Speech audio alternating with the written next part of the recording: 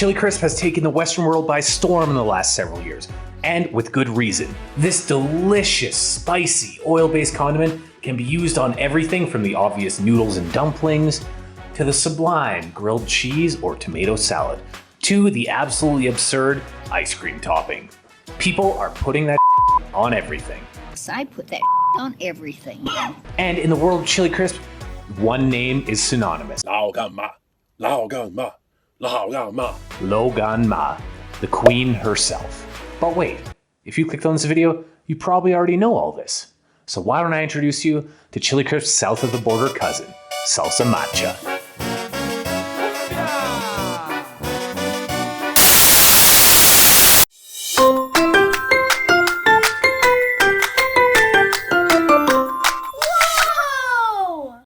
Macho, as an adjective in Spanish, means brave or tough, and since it's coming after the feminine word for sauce, salsa, the O is dropped and replaced with an A, making it salsa macha, or brave sauce.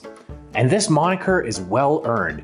Depending on the variation, it ranges from earthy and mild to muy caliente. Salsa macha originates from the city of Orizaba in Veracruz, Mexico, where the indigenous Totonac people grind chilies, sesame seeds, and salt for a spicy, oil-free paste. But variations of salsa macha can be found all over Mexico. And just like chili crisp, salsa macha is an oil-based condiment packed with crispy chilies, garlic, sesame seeds, and/or peanuts, with a plethora of regional variations. Sound a lot like chili crisp? That might not be a coincidence, according to Texas Monthly writer Jose Relat. He says, for centuries after Mesoamerica's conquest, Veracruz, founded by Spanish conquistador Hernan Cortez in 1519, was a major port of trade welcoming commodities from the east. No one knows for sure, but it's possible both Asian chili oil and salsa macha were products of innovation spurred by cross-continental trade.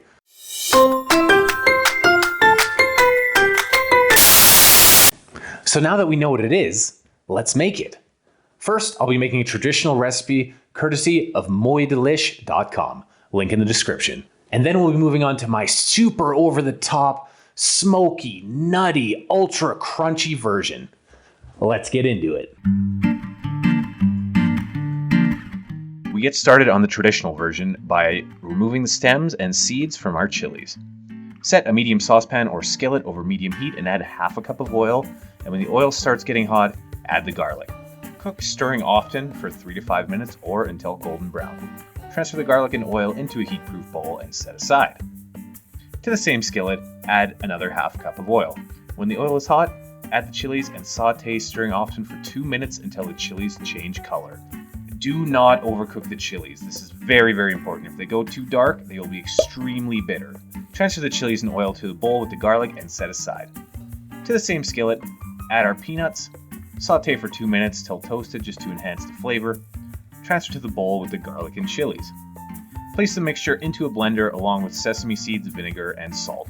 Puree on high until completely smooth. Let cool to room temperature.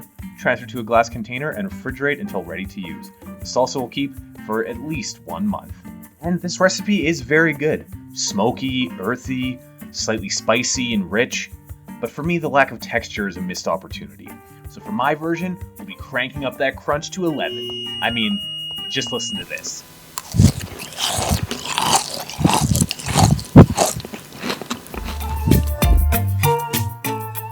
My recipe is very similar with a couple of key differences.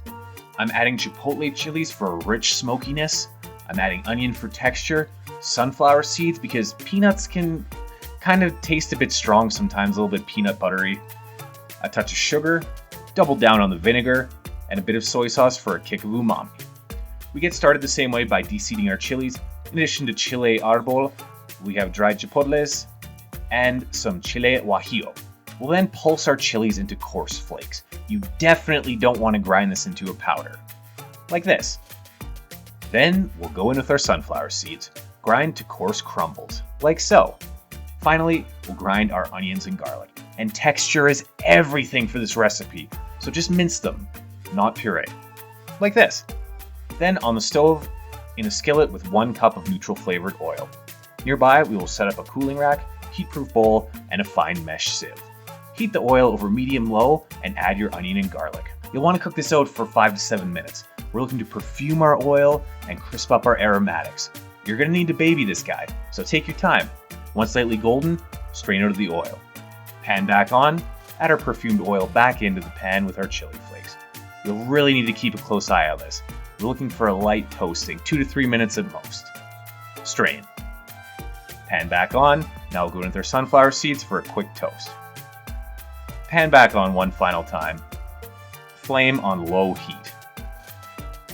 Now we'll go in with 1 teaspoon or 7 grams of fine sea salt, 1 tablespoon or 15 grams of raw sugar, and very carefully we will add 1.5 tablespoons or 20 milliliters of cider vinegar, as well as 25 milliliters of dark soy sauce. Yes. I know. I'm telling you to add liquid to hot oil, which is dumb, obviously. Mine got a bit too hot. Don't be like me. The reason we're doing this dumb thing is we want to cook out as much water out of these liquids as possible while still keeping their flavor. We don't want to sog up our chilies and garlic, man. We worked really hard to get them crispy, and we want to keep them that way. Once that calms down, add the oil to your crispy bits and let everything cool down together.